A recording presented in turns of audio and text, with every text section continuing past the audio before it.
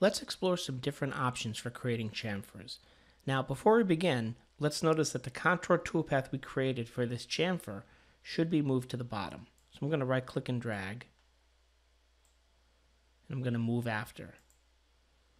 So now the last toolpath should be that chamfer we just created. Let's move our insertion arrow down to the bottom, so any additional chamfer toolpaths will be created here.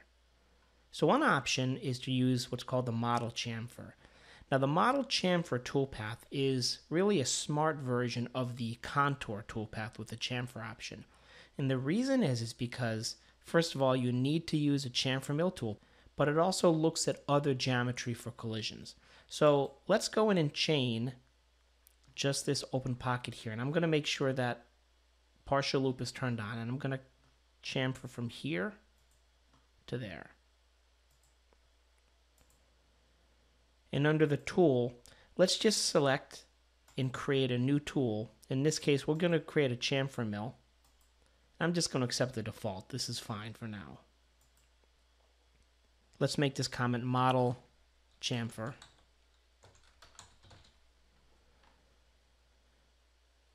And you'll notice back under the toolpath type, we have chain geometry, which is what we chained. And it also by default selects the entire solid model for clearance. And notice we have a 0.0 value for side clearance.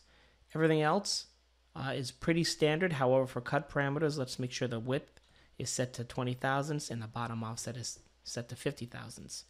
Our stock to leave on walls and floors will be 0. Everything else will remain the same. So I'm going to click OK. And notice what happens here.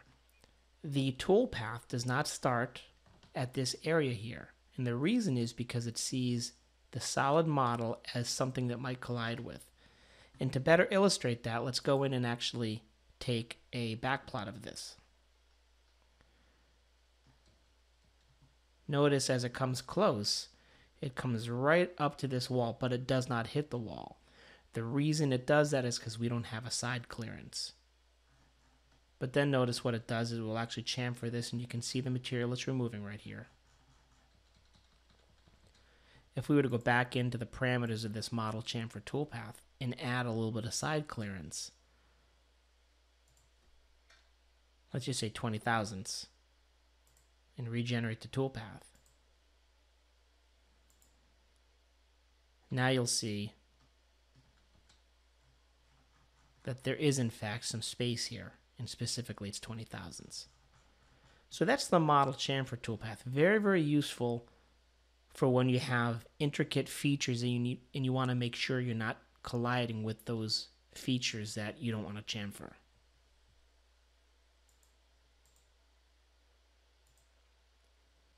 Another option is the multi-axis Deburr toolpath. Now this toolpath is only accessible if you have the multi-axis option inside of Mastercam. But if you do, it'll be under multi-axis and it's called Deburr. For the tool, I'm going to choose tool number 11, the ball end mill. And for the comment, I'm going to put down Deburr. In the cut pattern, as you can see, we have areas here for the geometry input. For my part surfaces, I'm going to triple click, which will select the entire body. Then I can select end selection. For the edge definition, I'm going to choose user defined, and I'm going to select the two edges that I want to deburr. I'm going to go back to the full loop option and not the partial loop that was used for the contour, the chamfer toolpath previously. Let's select this one here and that one there. You'll also notice for the edge shape here, we have what defines the overall deburr shape. And under the tool axis control, this is where I'm going to lock it to 3-axis, because at this point, let's just say I just have a 3-axis machine. I could, if I had a 5-axis machine, change this to a 5-axis output. And under the linking, you'll notice that linking is slightly different based on this Deburr toolpath because it does use our 5-axis calculations. For now, let's click OK. And when the toolpaths get calculated, we take a look and we'll see that as the toolpath comes in, curves in, and then it works its way around. And of course, this is simple 3-axis motion, but if you can imagine on a complex part using the Deburr toolpath, all the motion is handled automatically for you, and you can use it to simplify the programming and deburr your entire part with minimal effort. So these are another 2 ways for finishing the part.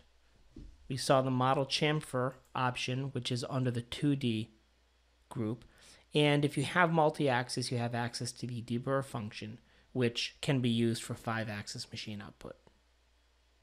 In this next final video, we're going to look at how to machine the text so we can identify where our G54 is if we ever need to use this fixture again.